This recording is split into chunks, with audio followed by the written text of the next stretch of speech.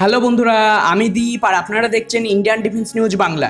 তো বন্ধুরা, আজ তিনটে দারুণ আপডেট এসেছে। আর তা হলো, একদিকে ভারত ব্রিটেনের সাথে মিলে যে জেট ইঞ্জিনকে তৈরি করছে তাতে কিছু পজিটিভ ডেভেলপমেন্ট হয়েছে, তো অন্যদিকে আবার ভিয়েতনামের কোস্টগার্ডের জন্য ভারতের তৈরি স্বদেশি ফাস্ট পেট্রোল ভেসেলকে লঞ্চ করা হয়ে গেছে, যা আত্মনির্ভর ভারত অভিযানের একটা বিরাট বড় সফলতা।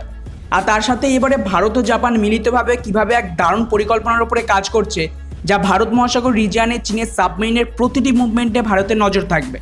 তাই আজকের এই ভিডিওতে আমরা এই তিনটে আপডেট নিয়ে বিস্তারে কথা বলবো। তার সাথেই ভারতের স্বদেশি জেট ইঞ্জিনের আপডেট ও ভিয়েতনামে আত্মনির্ভর ভারতের এত বড় সফলতা সম্পর্কে বিস্তারে জানতে হলে আমাদের আজকের এই ভিডিওটিকে শেষ পর্যন্ত দেখতে থাকুন। প্রথমে কথা বলা যাক ভারতের জেট ইঞ্জিনের আপডেটকে নিয়ে। তো বন্ধুরা, যেমনটা আপনারা জানেন যে গত বেশ কয়েক মাস ধরেই কথাবার্তা চলছিল যে ভারত ইংল্যান্ডের সাথে মিলিতভাবে এক জেট ইঞ্জিনকে তৈরি করবে, যেটা মূলত ভারতের যে স্বদেশি 5th জেনারেশনের ফাইটার জেট এমকাকে তৈরি করা হচ্ছে তার মার্ক 2 ভেরিয়েন্টে ব্যবহার করা হবে। ফলে একবার ভারত এই জেট ইঞ্জিনের টেকনোলজি পেয়ে গেলে আমাদের আর ইঞ্জিনের জন্য আমেরিকার মতো দেশের ওপর নির্ভর থাকতে হবে না। কিন্তু বন্ধুরা, ব্রিটেনের রোলস রয়েলসের সাথে মিলিতভাবে ভারতের জেট ইঞ্জিন তৈরির সবচেয়ে বড় সমস্যা ছিল আইপি রাইটস বা ইন্টেলেকচুয়াল প্রপার্টি রাইটসকে নিয়ে। কেননা ভারত শুরু থেকেই এটা স্পষ্ট করে দিয়েছে যে ভারত যে দেশের সাথে মিলেই জেট ইঞ্জিন তৈরি করুক না কেন, তার যে আইপি রাইটস সেটা যেন ভারতের কাছে থাকবে।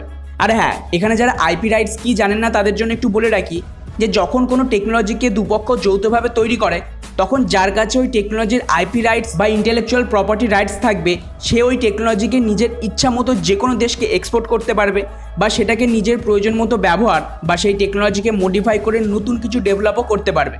আর এর জন্য অপরপক্ষের অনুমতিও লাগবে না। অর্থাৎ সোজা ভাষায় বললে ওই টেকনোলজির ওপর আপনার সম্পূর্ণ অধিকার থাকবে। আর এটা ভারতের জন্য কিন্তু অত্যন্ত জরুরি, কারণ দেখুন, যদি এই ইঞ্জিনের ওপর ভারতের অধিকারই না থাকতো তাহলে ইঞ্জিন তৈরির লাভ কী? সেই তো আমাদেরকে অন্য দেশের ওপরে নির্ভরশীল থাকতে হতো। তাই এই জয়েন্ট ভেঞ্চারে ভারত চাইছিল যে যে করেই হোক এই ইঞ্জিনের আইপি রাইট যেন ভারতের কাছে থাকে, আর তার বদলে যদি ব্রিটেনের রোলস রয়েলসকে এই ইঞ্জিনের একটু বেশি শেয়ার দিতে হয় তাহলেও রাজি ছিল। অর্থাৎ এই জেট ইঞ্জিনকে এক্সপোর্টের যা লাভ হবে সেটাতে রোলস রয়েলসের পার্সেন্টেজ একটু বেশি থাকবে, কিন্তু তার বদলে আইপি রাইটস ভারতের কাছে থাকবে। তবে বন্ধুরা, এখন ভারত ও ব্রিটেন যৌথভাবে এই জেট ইঞ্জিন ডেভেলপমেন্টকে নিয়ে একটা নতুন আইডিয়া বার করেছে, যাতে দুপক্ষই সমানভাবে লাভবান হয় আর এতে কোনো দেশের সমস্যাও না থাকে। আর তা হলো ভারতের ডিআরডিও ব্রিটেনের যে রোলস রয়েলস মিলিতভাবে এর ওপর কাজ করছিল, তারা প্ল্যান করছে যে একটা জয়েন্ট আইপি রাইটসের ওপর কাজ করা হোক। অর্থাৎ এই ইঞ্জিনের যে আইপি রাইটস হবে সেটা কোনো এক পক্ষকে না দিয়ে বরং দুপক্ষের কাছেই থাকবে। এমনকি এই জয়েন্ট ভেঞ্চারের যে শেয়ার থাকবে সেটাকেও পুরোপুরি সমান ভাগে ভাগ করা হবে, অর্থাৎ 50-50, যার দরুন দুই দেশেরই এতে কোনো সমস্যা হওয়ার কথা না। এখন দেখা যাক যে কত দ্রুত ভারত আর ব্রিটেন এই জয়েন্ট ভেঞ্চার প্রোগ্রামকে এক্সিকিউট করতে পারে, কারণ এটা কিন্তু ভারতের জন্য সবচেয়ে বড় সমস্যা স্বদেশি জেট ইঞ্জিনের সমাধান করে দেবে। যাই হোক বন্ধুরা, এবারে আসে আমাদের দ্বিতীয় বড় আপডেটে, আর তা হলো ভিয়েতনামে ভারতের তৈরি আরও এক হাই স্পিড পেট্রোল ভেসেলকে লঞ্চ করা হলো ভিয়েতনাম কোস্টগার্ডের জন্য, যেটা ভারতের জন্য একটা দারুণ খবর। কেননা এটা ভারতের হাতিয়ার আমদানিকারক দেশ থেকে হাতিয়ার রপ্তানিকারক দেশে পরিণত হওয়ার সবচেয়ে বড় উদাহরণ ছিল। কারণ দেখুন, সাল 2014 নাগাদ কিন্তু ভারত ভিয়েতনামের জন্য $100 মিলিয়ন এক লাইন অফ ক্রেডিট দিয়েছিল, যাতে ভিয়েতনাম এই দামের মধ্যে যে কোনো ধরনের মেড ইন ইন্ডিয়া হাতিয়ার কিনতে পারে তাদের মিলিটারির জন্য। অর্থাৎ এটা এমন এক ধরনের লোন ছিল যার দ্বারা ভিয়েতনাম যে কোনো ভারতীয় অস্ত্র কিনতে পারবে তাদের মিলিটারির জন্য, যার দরুন ভিয়েতনাম তাদের কোস্টগার্ডের জন্য মোট 12টি ভারতের তৈরি ফাস্ট পেট্রোল ভেসেলকে কেনার জন্য এগ্রিমেন্ট করে ভারতের সাথে, যার মধ্যে 5টি ভারতে তৈরি করে ডাইরেক্ট ভিয়েতনামকে ডেলিভারি করার কথা ছিল, আর বাকি যে 7টি পেট্রোল ভেসেল থাকবে তাকে ভিয়েতনামে ভারতের দ্বারা তৈরি করা হবে। আর বন্ধুরা, এই 12টি পেট্রোল ভেসেলেরই আরও একটা জাহাজকে কয়েকদিন আগেই ভিয়েতনামে লঞ্চ করা হলো তাদের কোস্টগার্ডের জন্য। যদিও গত বছর ডিসেম্বর মাস থেকেই ভারত ভিয়েতনামকে তাদের এই পেট্রোল ভেসেলের ডেলিভারি শুরু করে দিয়েছে। ফলে এটা আমাদের আত্মনির্ভর ভারতের জন্য একটা বিরাট বড় সফলতা যে ভারতে তৈরি made in India petrol vessel ভিয়েতনামের কোস্টগার্ড ব্যবহার করবে।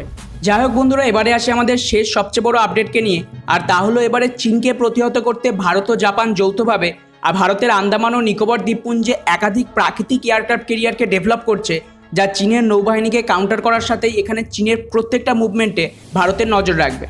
কারণ দেখুন, আপনারা হয়তো সকলেই জানেন যে ভারতের যে আন্দামান ও নিকোবর দ্বীপপুঞ্জ রয়েছে তাতে প্রায় 572টি ছোট বড় দ্বীপ রয়েছে, যার মধ্যে মাত্র 38টা দ্বীপই এমন রয়েছে যেখানে জনবসতি রয়েছে।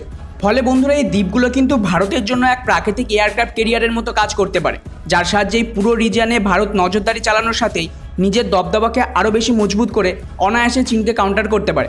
যার দরুন অবশ্য অলরেডি ভারত সরকার 2015 সাল থেকেই এই দ্বীপগুলোতে ইনফ্রাস্ট্রাকচার ডেভেলপমেন্টের কাজ শুরু করে দিয়েছে এবং 10 বছরের লম্বা একটা ইনফ্রাস্ট্রাকচার ডেভেলপমেন্টের প্রজেক্টে কাজ করছে, যাতে এই 10 বছরের মধ্যে এই দ্বীপগুলোতে উন্নত র্যাডার লাগানো থেকে শুরু করে এয়ারক্রাফটের টেক অফ ও ল্যান্ডিংয়ের জন্য এয়ারফিল্ডকেও ডেভেলপ করা যায়। আর এখন তো এতে জাপানও ভারতকে অনেক বেশি সাহায্য করছে যাতে এগুলোকে আরও দ্রুত শেষ করা যায়।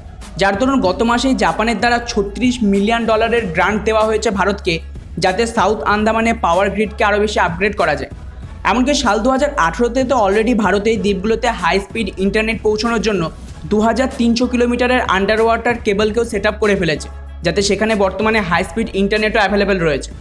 অর্থাৎ ভারত খুবই বুদ্ধিমত্তার সাথে বর্তমানে এই দ্বীপগুলোকে ধীরে ধীরে প্রাকৃতিক এয়ারক্রাফট ক্যারিয়ার ও মিলিটারি বেসে কনভার্ট করছে, যার সাহায্যে এই রিজিয়নে ভারত চীনের প্রত্যেকটা মুভমেন্টের ওপর নজর রাখতে পারবে এই দ্বীপগুলিকে ব্যবহার করে। ফলে আগামী দিনে এটা আরও বেশি ইন্টারেস্টিং হবে যে ভারত কীভাবে এই দ্বীপগুলিকে ব্যবহার করে চীনকে কাউন্টার করে।